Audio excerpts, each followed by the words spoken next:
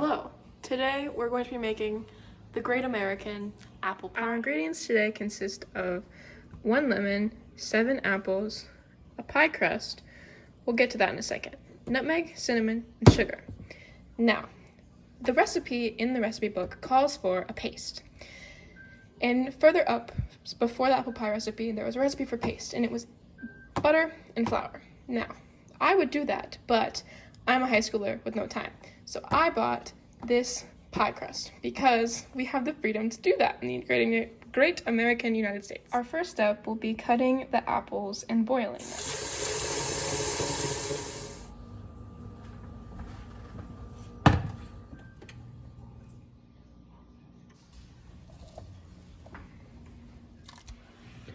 I want to take a minute and discuss the language and the dialect in the recipe as I'm cutting these apples.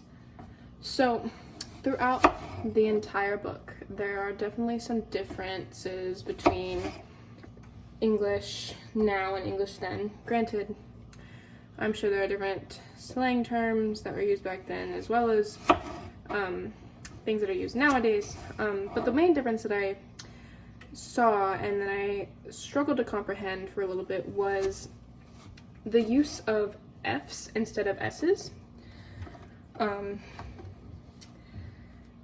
Even with the paste or the crust that the book tells us to use for the apple pie, we get paste, P-A-F-T-E, instead of paste, P-A-S-T-E.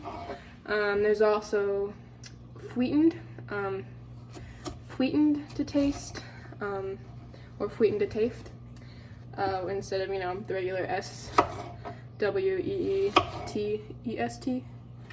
sweetest, no, sweetened.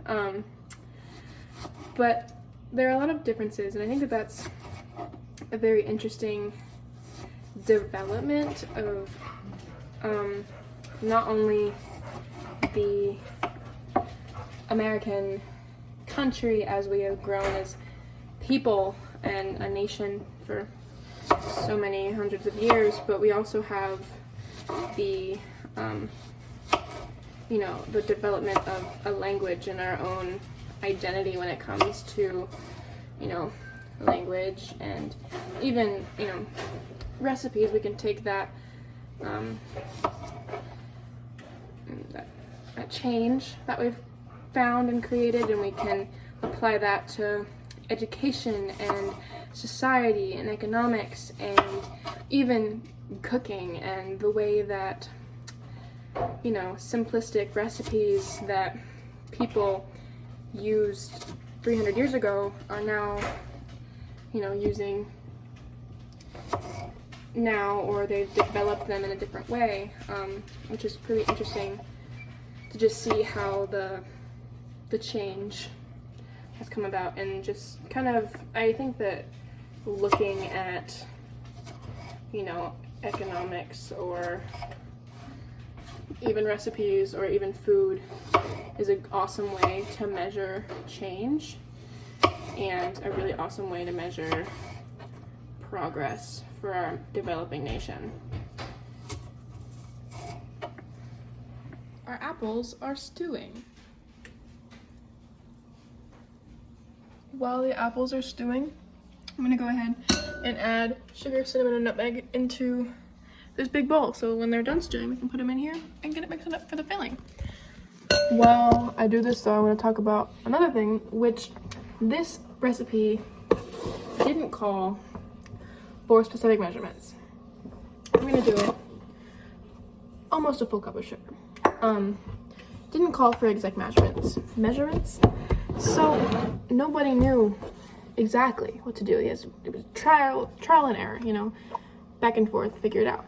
And I think that that's really great symbolism for the way that our country has become a nation. Now we're gonna add some nutmeg. The recipe originally called for mace, but I read that mace is the outside part of a nutmeg plant. So we're using this because that's what we have. But I think that it's a really, great thing to really show this pie is a really great representation of the resilience of our country and how we've come from a ragtag group of traders to a great prospering nation full of brilliant individuals who can come together to create a really awesome country to live in. We have our moments where it's not, but again, it's trial and error, and that's the important part, is that we all come together at the end to create something very sweet and beautiful, like a pie. Our next step is to take the stewed apples and put them in the bowl with the spices. Now we're gonna take this and mix it all together. And here's the thing about trial and error again. Obviously, almost a cup was not enough sugar, so we're gonna put just a little bit more in there and see if that works. And we're gonna add a little bit more of our dark seasonings as well. You know, our cinnamon and our nutmeg, because who doesn't want a little bit more spices?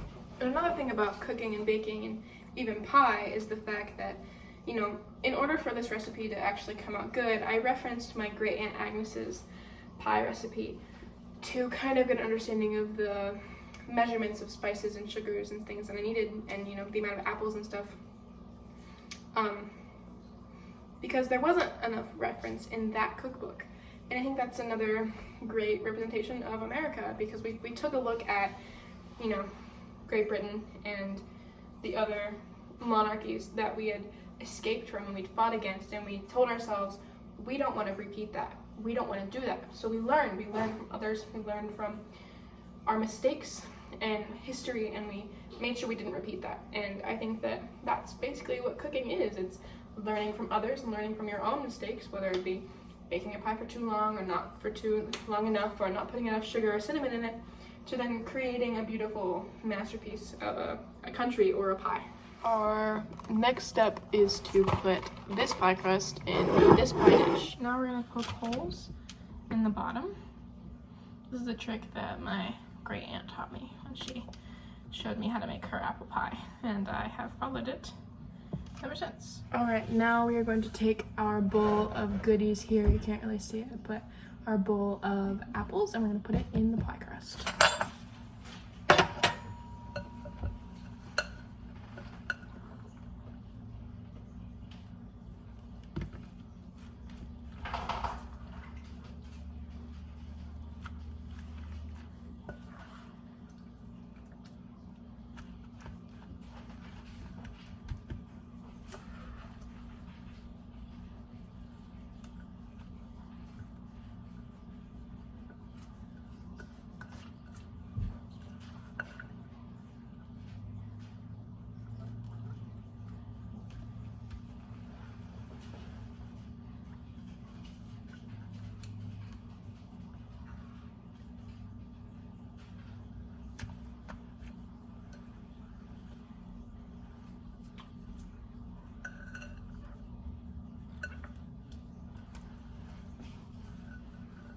A little bit of that juice on there.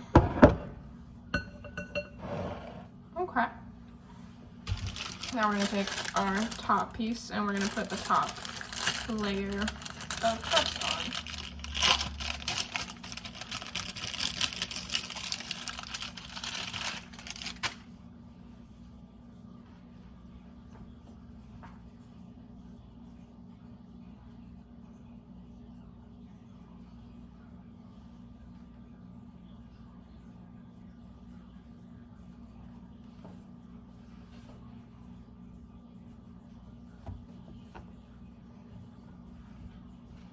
And then we're gonna fold it together like this to kind of like get the seams good. That's how my dad described it when I made my pie, when I make my pies with him. You just gotta get the seams together. And you're probably gonna have some extra crust left over. That's okay. We'll use that to fill some holes and stuff in a second.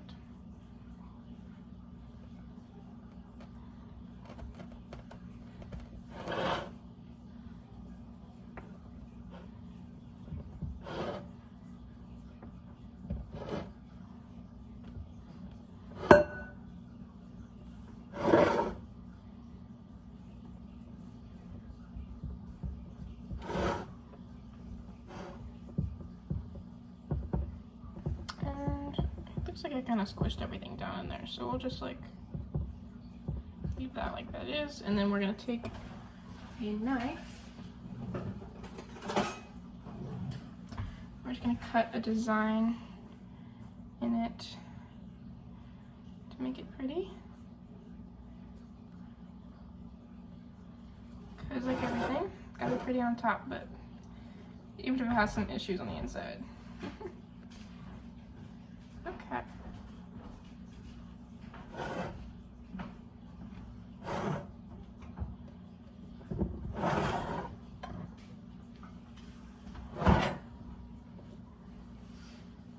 Now we are going to set our oven to bake in 350 and let it preheat. While we're letting the oven preheat, I want to talk about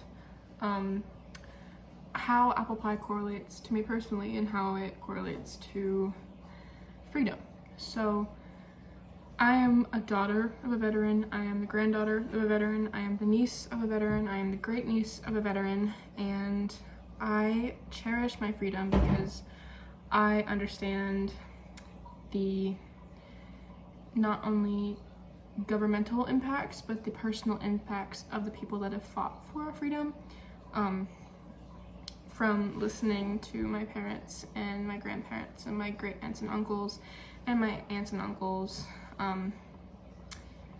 You know, I come from a family that's had a lot of people in the military, and I think that understanding that we don't even understand half of what they have gone through to fight for our freedom, it's important to understand that and to, you know, listen when they try to,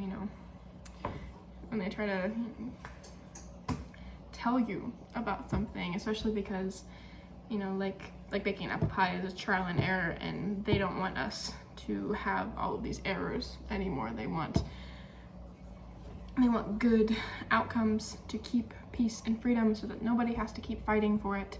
And I think that that's a very important part of our history is, you know, understanding that. And also there's the fact that, you know, apple pie is very important to me because my great aunt taught me how to make it. She left me her recipe, and I make it about 3 times a year, just because that's really it's the allotted number of apple pies I personally feel I can make in a year. But there's just like a sense of history and a sense of learning, and I think that in baking and in creating a country there's learning, and there is listening, and there is watching, and there is observing, and there is understanding what goes into baking a pie or creating and running a country. And for 300 years we as Americans have done that. We came from a ragtag army who almost didn't make it through the winter, and if we hadn't watched and listened and understood what, you know, the people who helped us win the war would have taught us, then we wouldn't be where we are today. And I think that it's important that we understand that, and we understand that nothing comes without a cost, and keeping freedom is a really, really big cost. And in order to keep freedom, we have to honor the sacrifices that are made, and we have to keep learning and not repeating history, learning from and not repeating it. And that's what freedom and apple pie mean to me. And there we have it, our finished Great American Apple Pie.